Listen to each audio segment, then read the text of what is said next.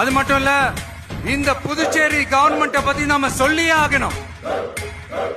இது டெபினட்டா தமிழ்நாட்டுல இருக்கிற மாதிரி நம்ம திமுக கவர்மெண்ட் மாதிரி கிடையவே கிடையாது.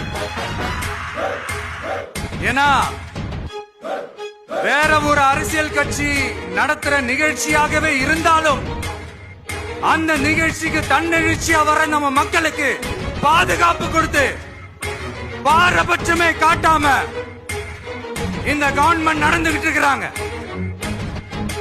அப்படிப்பட்ட இந்த புதுச்சேரி கவர்மெண்ட்டுக்கும் நம்ம புதுச்சேரி சிஎம் சார் அவர்களுக்கும்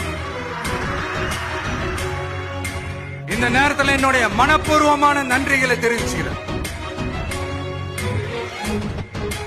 இத பார்த்தாவது தமிழ்நாட்டில் இருக்கிற அந்த திமுக கவர்மெண்ட் கத்துக்கிட்டா நல்லா இருக்கும். ஆனா அவங்க கத்துக்க மாட்டாங்க. பரவாயில்ல, வரப்போற எலெக்ஷன்ல 100% கத்துக்குவாங்க. அத நம்ம மக்கள் பாத்துக்குவாங்க.